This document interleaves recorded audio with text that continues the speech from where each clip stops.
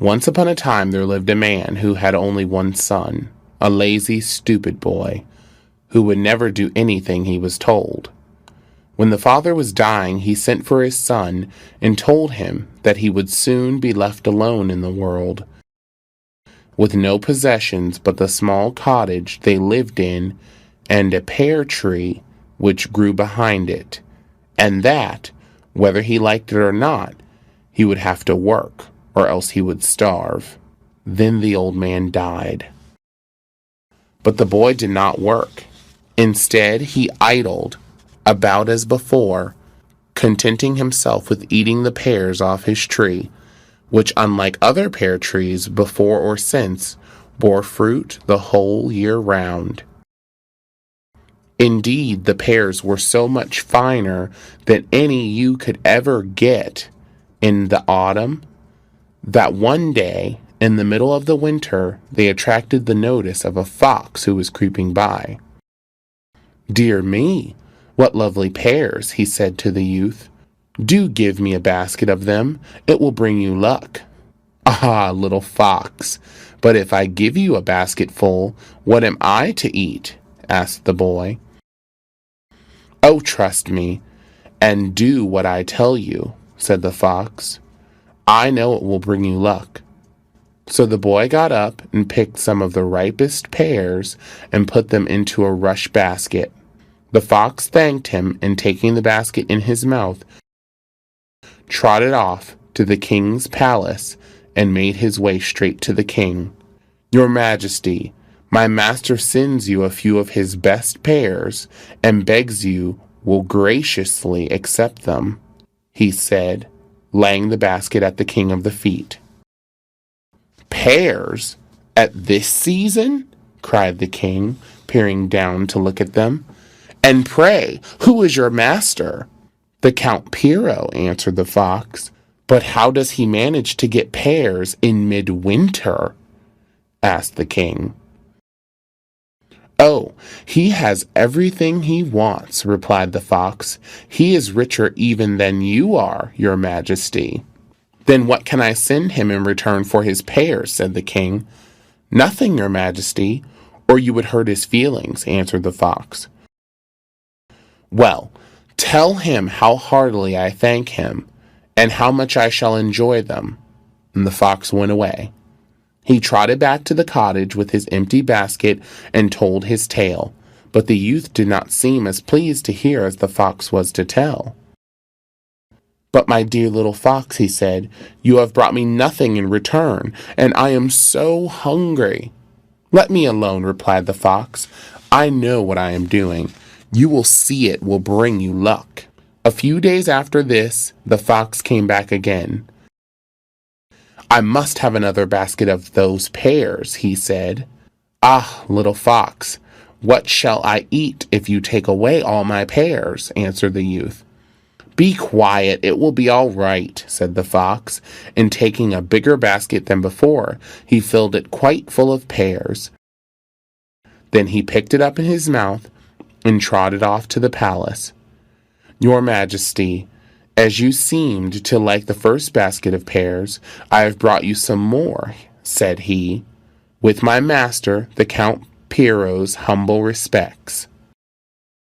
"Now surely it is not possible to grow such pears with deep snow on the ground," cried the king. "Oh, that never affects them," answered the fox lightly. "He is rich enough to do anything.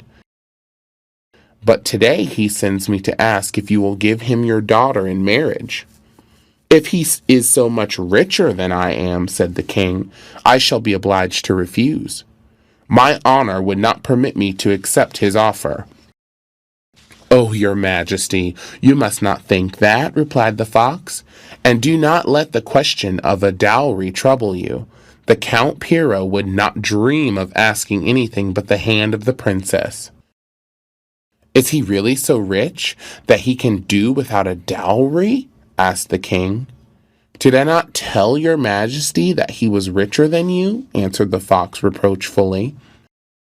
"Well, beg him to come here, that we may talk together," said the king. So the fox went back to the young man and said, I have told the king that you are Count Piro, and have asked his daughter in marriage." "Oh, little fox, what have you done?" cried the youth in dismay. "When the king sees me, he will order my head to be cut off." "Oh, no, he won't," replied the fox. "Just do as I tell you." And he went off to the town and stopped at the house of the best tailor. "My master, the Count Piro, begs that you will send him at once the finest coat that you have in your shop," said the fox, putting on his grandest air. "And if it fits him, I will call and pay for it tomorrow. Indeed, as he is in a great hurry, perhaps it might be as well if I took it round myself." The tailor was not accustomed to serve counts, and he at once got out all the coats he had ready. The fox chose out a beautiful one of white and silver, bade the tailor tie it up in a parcel, and carrying the string in his teeth, he left the shop and went to a horse dealer's, whom he persuaded to send his finest horse round to the cottage, saying that the king had bidden his master to the palace. Very unwillingly, the young man put on the coat and mounted the horse, and rode up to meet the king, with the fox running before him. And up at the palace preparations were made for a grand wedding, and the youth was married to the princess. After a week of feasting, the fox said to the king, "My master wishes to take his young bride home to his own castle." "Very well, I will accompany them," replied the king, and he ordered his court and attendants to get ready, and the best horses in his stable to be brought out for himself, Count Piro and the princess. So they all set out and rode across the plain, the little fox running before them. He stopped at the sight of a great flock of sheep which was feeding peacefully on the rich grass. "To whom do these sheep belong?" asked he of the shepherd. "To an ogre," replied the shepherd. "Hush," said the fox in a mysterious manner. "Do you see that crowd of armed men riding along? If you were to tell them that those sheep belong to an ogre, they would kill them, and then the ogre would kill you. If they ask you, just say the sheep belong to Count Piro. It will be better for everybody." And the fox ran hastily on, as he did not wish to be seen talking to the shepherd. Very soon the king came up. "What beautiful sheep," he said, drawing up on his horse. "I have none so fine in my pastures. Whose are they?" "Count Piro's," answered the shepherd, who did not know the king. "Well, he must be a very rich man," thought the king to himself, and rejoiced that he had had such a wealthy son-in-law. Meanwhile, the fox had met with a huge herd of pigs, snuffling about the roots of some trees. "What has happened?" asked the ogre, trembling with fright. "Oh, dear little fox, help us, we implore you," cried the ogre and his wife. "Well, I will do what I can," answered the fox. "The best place is for you both to hide in the big oven, and when the soldiers have gone by, I will let you out." The ogre and ogress scrambled into the oven as quick as thought, and the fox banged the door on them. Just as he did so, the king came up. "Do us the honor to dismount, your majesty," said the fox, bowing low. "Why, it is more splendid than my own," exclaimed the king, looking round on all the beautiful things that filled the hall. "His Excellency the Count Piro wished the princess to choose them for herself," answered the fox, and the king nodded his approval. He then rode on, leaving the bridal pair in the castle.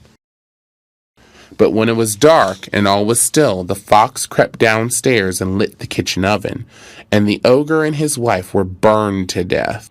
"A coffin for an animal?" said the Count Piro. "What nonsense! Just take him by the leg and throw him into the ditch."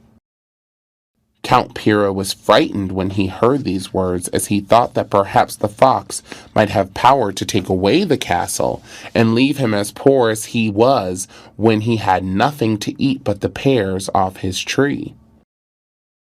So he tried to soften the fox's anger, saying that he had only spoken in joke, as he had known quite well that he was not really dead. For the sake of the princess, the fox let himself be softened, and he lived in the castle for many years and played with Count Piro's children. And when he actually did die, his coffin was made of silver, and Count Piro and his wife followed him to the grave. Thank you for watching this video. Please like, share and subscribe to the channel to see the latest videos. Thank you.